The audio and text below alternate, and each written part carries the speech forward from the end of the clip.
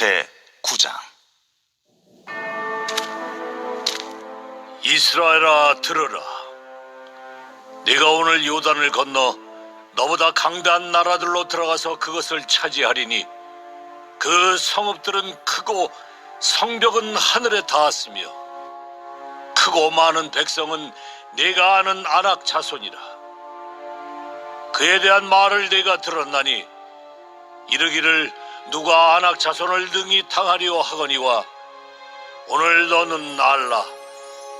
네 하나님 여호와께서 맹렬한 불과 같이 내 앞에 나아가신즉 여호와께서 그들을 멸하사 내 앞에 엎드러지게 하시리니 여호와께서 네게 말씀하신 것 같이 너는 그들을 쫓아내며 속히 멸할 것이라. 내 하나님 여호와께서 그들을 내 앞에서 쫓아내신 후에 네가 심중에 이르기를 내 공의로움으로 말미암아 여호와께서 나를 이 땅으로 인도하여 들여서 그것을 차지하게 하셨다 하지 말라. 이 민족들이 악함으로 말미암아 여호와께서 그들을 내 앞에서 쫓아내심이니라. 네가 가서 그 땅을 차지함은 내 공의로 말미암음도 아니며 내 마음이 정직함으로 말미암음도 아니요 이 민족들이 악함으로 말미암아 내 하나님 여호와께서 그들을 내 앞에서 쫓아내심이라. 여호와께서 이같이 하심은 내 조상 아브라함과 이삭과 야곱에게 하신 맹세를 이루려 하심이니라. 오늘 본문 1절에 보면 이스라엘아 들으라 라는 말로 시작하고 있습니다. 이런 형식을 쉐마 구절이라고 합니다. 우리가 앞에서 신명기 6장에서 이 쉐마 구절을 한번 이미 살펴보았죠. 사람들은 이렇게 대화하는 도중에 뭔가 좀 중요한 이야기를 하려고 할 때에 자, 한번 들어봐. 이렇게 이제 이야기하면서 주의를 집중시키지 않습니까? 쉐마, 이스라엘아 들으라. 모세가 지금 이 말을 하고 있죠. 자신의 설교를 듣고 있는 이스라엘 백성들의 주의를 집중시키고 있습니다. 이스라엘아 들으라. 그렇게 말했다면 이제부터 나올 얘기는 아주 중요한 얘기라는 뜻이겠죠. 그 중요한 얘기는 무엇인가? 오늘 본문에서 모세는 이스라엘 백성들이 가나안 땅에 들어갈 수 있게 된 이유를 크게 세 가지로 이야기하고 있습니다. 그 중에서 오늘 첫 번째 이유를 한번 살펴볼 것인데요. 먼저 이스라엘 백성들이 들어가게 될 가나안 땅에 대해서 모세가 언급하고 있습니다. 2절에 보시면 크고 많은 백성이 있고 아낙 자손이 있다라고 가나안 땅의 상황을 이야기해주고 있죠. 그리고 2절 후반부에 보시면 누가 아낙 자손을 능히 이기리요 라는 말을 합니다. 이 말은 그 당시 이 고대 근동 지역에서 나돌고 있었던 말처럼 보입니다. 누가 아낙 자손을 능히 이기리요? 그렇게 다들 말한다는 겁니다. 마치 이런 거죠. 축구를 하면 브라질이 잘하지 않습니까? 축구 월드컵을 하는데 누가 브라질을 이기리요? 뭐 이런 말입니다. 아낙 자손이 거인 종족 아닙니까?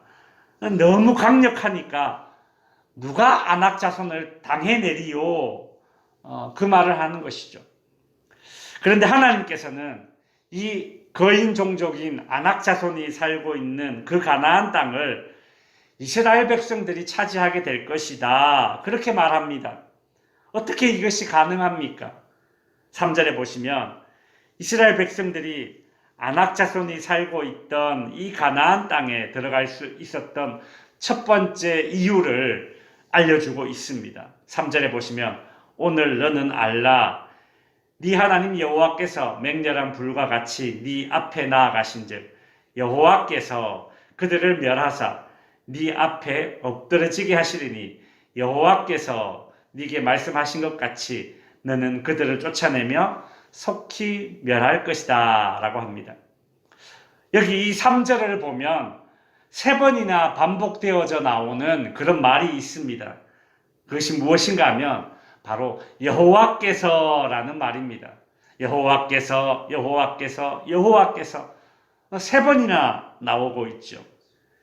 이스라엘이 그 강한 아낙 자손이 살고 있는 가나안 땅에 들어갈 수 있는 이유 첫 번째는 여호와께서입니다. 여호와께서 대신 싸우시기 때문에 이스라엘 백성들이 가나안 땅에 들어갈 수 있다, 그 얘기입니다.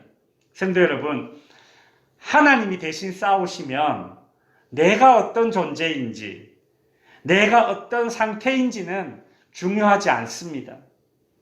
하나님이 대신 싸우시면 상대방이 어떤 존재인지, 상대방이 얼마나 센지 이런 건 중요하지 않습니다.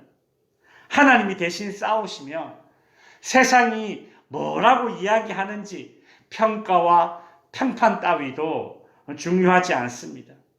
무엇입니까? 하나님이 대신 싸우시면 반드시 이깁니다.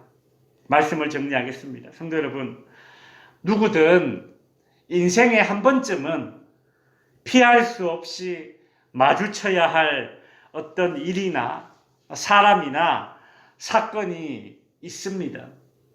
정면 승부를 해야 할 때가 있죠. 그래서 이런 명언들이 많이 있습니다. 지피 지기면 백전불패다. 살려고 하면 죽을 것이고 죽으려고 하면 살 것이다. 살을 내주고 뼈를 취해라. 싸우지 않고 이기는 것이 제일 좋은 것이다. 이런 말들이, 명언들이 있지 않습니까? 요즘도 정말 끊임없이 자기 경영 서적이나 처세술에 관한 책들은 베스트셀러 목록에 어김없이 들어가고 있습니다. 오늘 본문을 통해서 하나님의 백성들에게 정말 중요한 것이 한 가지가 더 있다라는 것을 깨닫게 됩니다. 그것은 무엇인가 하면 우리 인생에 한 번쯤은 피할 수 없이 마주쳐야 할, 정면 승부를 해야 할 어떤 일이나 사람이나 문제 앞에 우리가 부딪혔을 때에 그때 내가 누구인가, 상대방이 누구인가, 사람들은 어떻게 평가하는가, 어떤 전략이 효과적인가, 이런 것들보다 더 중요한 것이 있는데 그것이 무엇인가 하면 하나님이 나 대신 싸우시는가, 이게 더 중요하다는 겁니다. 나를 대신해서 싸워주시겠다는 그 하나님의 의지 앞에서 세상의 그 어떤 전략이나 전력도 무의미해지는 것이죠. 그런 의미에서 저와 여러분은 참 안심해도 될 것입니다. 하나님은 당신의 독자 예수를 십자가에 못 박히시기까지 저와 여러분의 편을 들어주시는 분이시기 때문입니다. 믿으십니까? 오늘도 내 편 들어주시는 그 하나님의 편이 되시는 저와 여러분이 될 수 있기를 바랍니다.